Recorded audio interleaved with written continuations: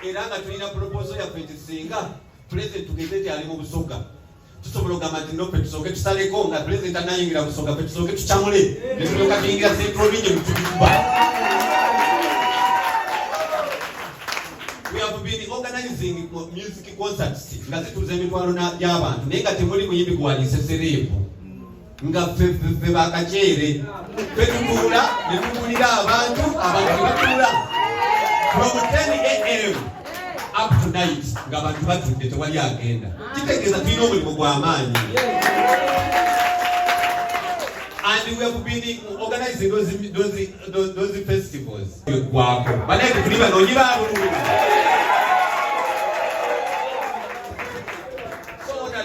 There are people abadde bakukoya because nze badde bankubira kuna lebo dombo mubanja sente tuli twakola mu kalulu kali akagwa safuna sente nansuubiza kakati nze abayimbi ne mbagamba mbadde era nyongera okubagamba nti bw'oba wakola mu kalulu kali n'otafuna sente naffe twakola tetwafuna tukwatagana naye kiki ekitulese wano tetuze kubanja tetuze kola abantu bakozesa abayimbi okukola ebibi.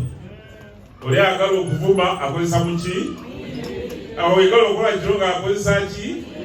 Kati abayimbi basoma bantu bategeevu batutwala ne mu ggulu mu nnyimba zaabwe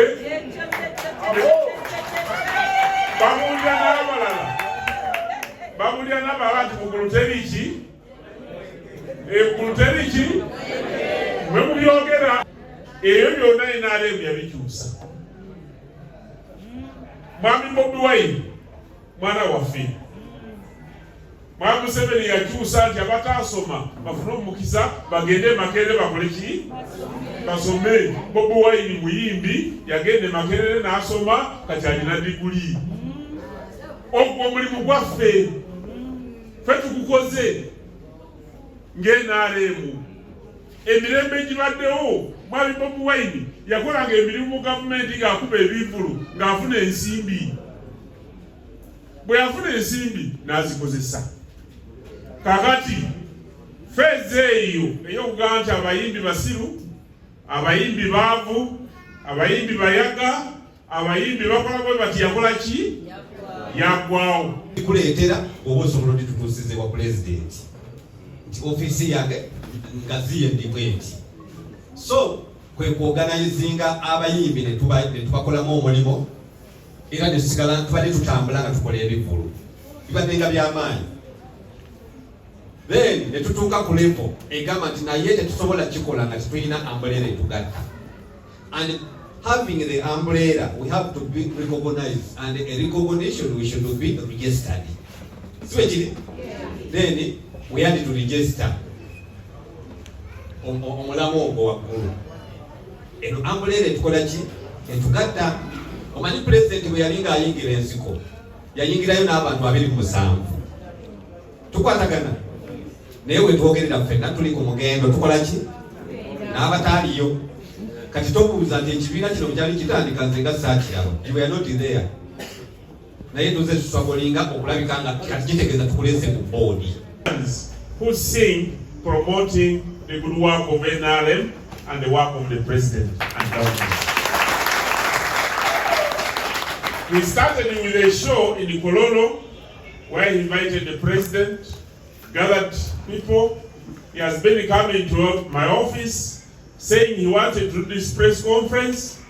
Asked him, what if you begin exploiting the people? You begin a conference, an association of musicians, because that has been the biggest fight amongst musicians. How should I be sure? He said, you go and ask them. I've worked with them for over a year, and they have not even given me a single shilling, but want to get organized.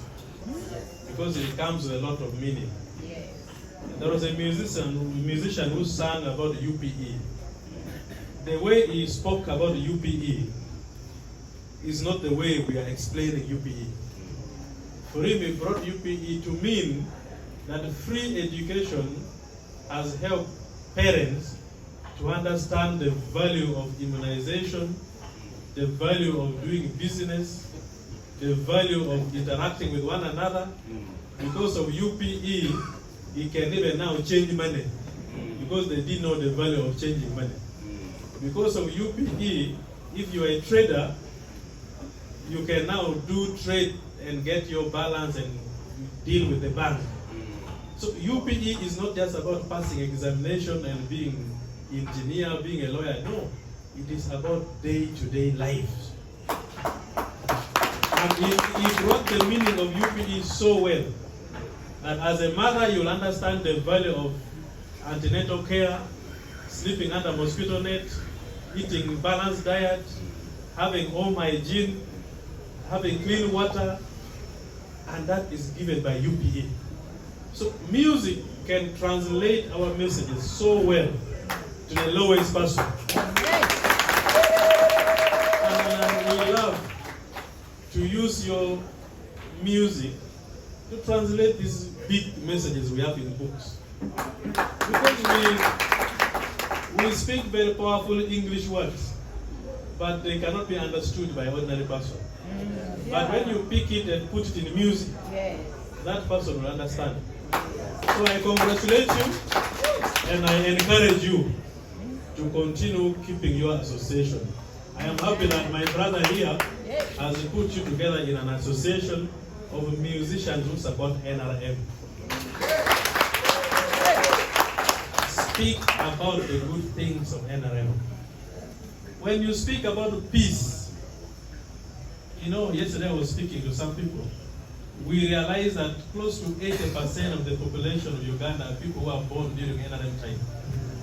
When we speak about all governments, all regimes, they don't understand. But when you put it in music, the issue of insecurity, what insecurity can give to individuals, to homes, to children, to families, they will understand.